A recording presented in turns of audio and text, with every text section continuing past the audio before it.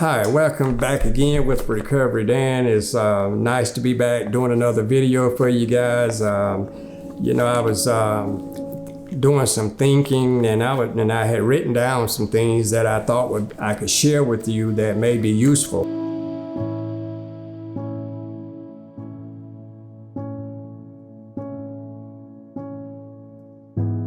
And hopefully I can share on that and lead someone to a better path in life. The number one thing that I thought about was my resentments that I had in active addiction. And, I had resentments towards everybody. It was everybody's fault for my mistakes in life. I blamed friends, family. It didn't matter, but I never looked at me. It's always somebody else's fault. And I carried those resentments for years. Even being in a recovery program, they asked me to write down some resentments. At that particular time, I wrote down about 2 pages of resentments, and when I took it to the counselor, he handed it back to me and said I could do better than that. That wasn't acceptable to them. So I went back and really took it serious and wrote down my resentments. I came back with 8 pages. So those resentments and being honest about those resentments kind of helped me to be rigorously honest about what I was dealing with. So if you have resentments against other people for your mistakes, because you know what, we have choices in life. We make choices in life, and the choices we make, we cannot blame somebody else for. So when you accept the fact that, hey, I brought this upon myself, and quit blaming others, that's your starting point. And I was able to do that because you don't want to carry resentments towards people for your own choices. Number 2 is one of the things I hate about in active addiction was accepting the fact that this is what I'm going to be. I can't change. This is what I want to be. I enjoy this. This is what I love to do, get high, get drunk. And nothing could be further from the truth.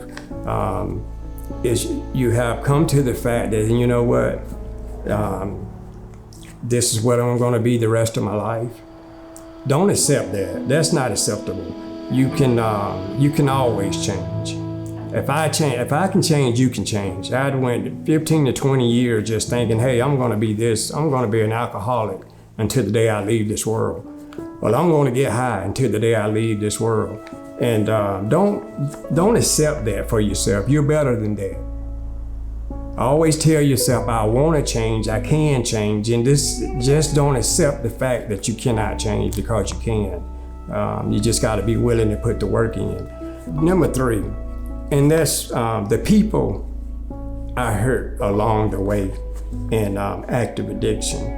And the thing about active addiction, your thought pattern is, I'm only hurting myself.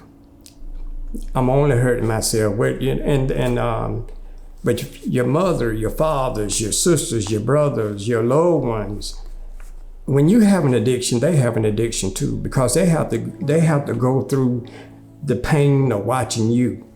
And it's nothing harder for a mother, a father, a brother, or sister to watch their loved one suffer day in and day out and change right before their very eyes from bad to worse.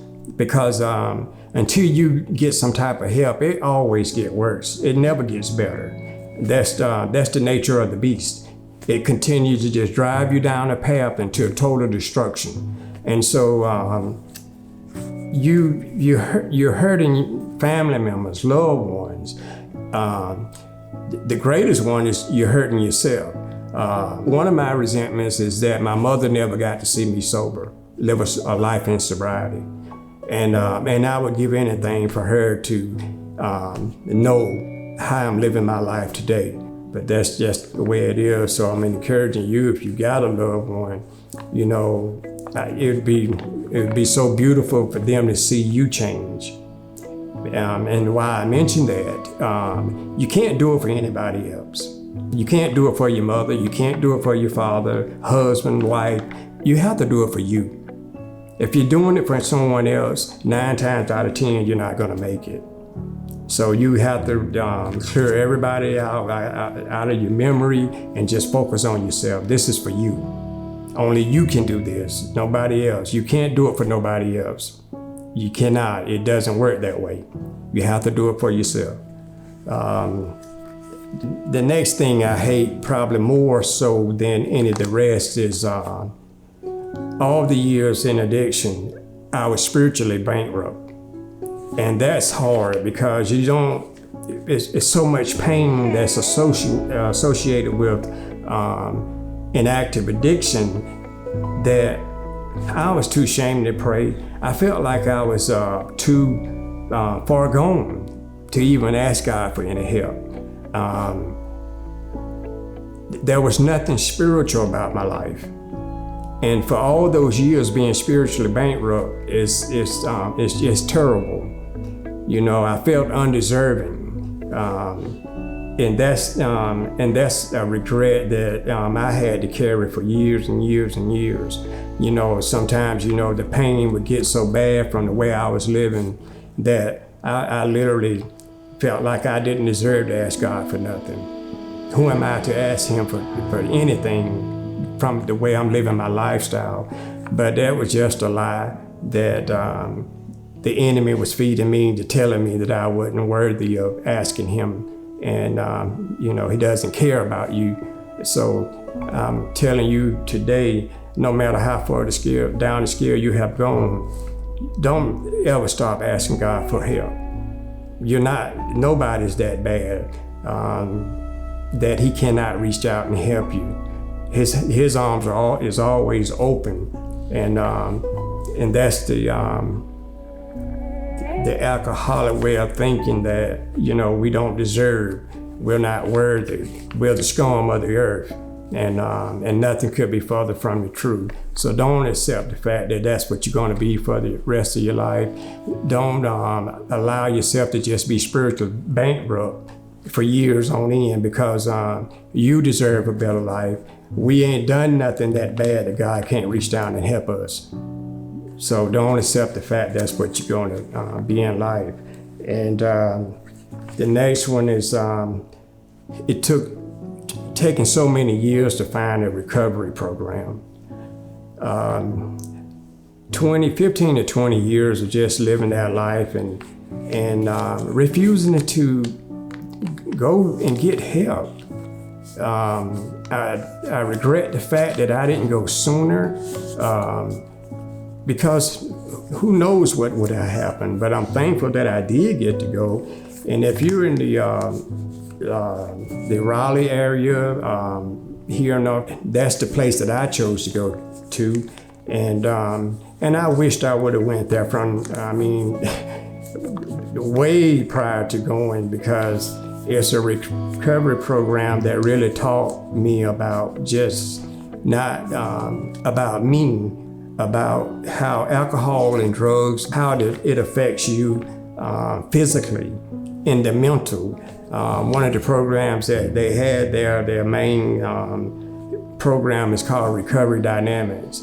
And it taught me so much about addiction and how to live a life being alcohol and drug free.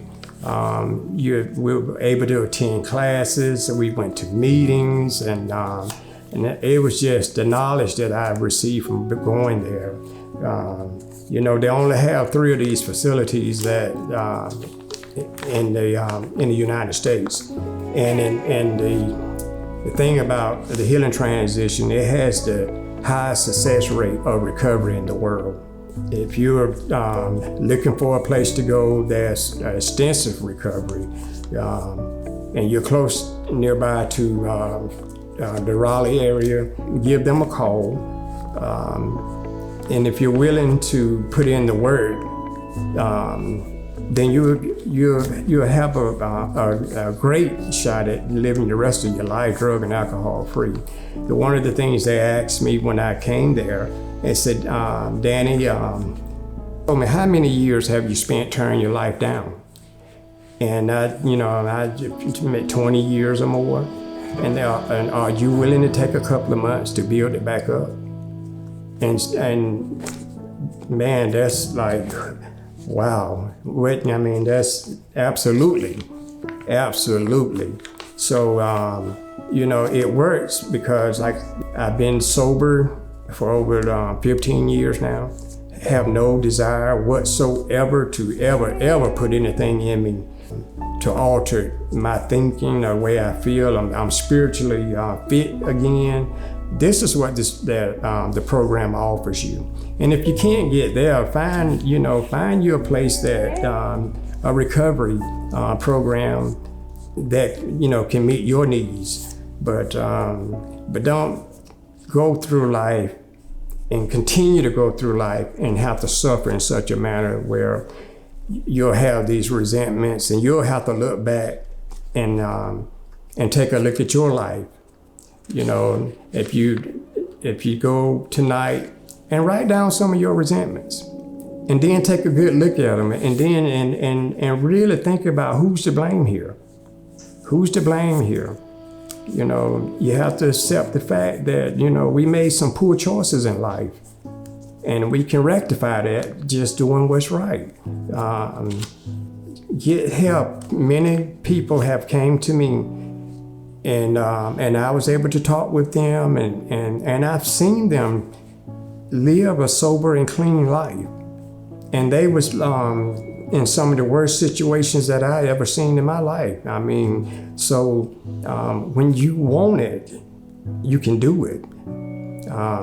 So with that, get yourself, don't think you're too far gone or too bad that you can't ask God for help. Don't ever think that way. We're not that bad. He loves us. So don't accept the fact that you're that bad that you can't just cry out to him and ask him for help. I just want, you to have options and not just be stuck in a position where you feel like this is all I'm going to be. And tell yourself that you enjoy being what you are. Who can enjoy having shame and guilt and remorse for the rest of their life?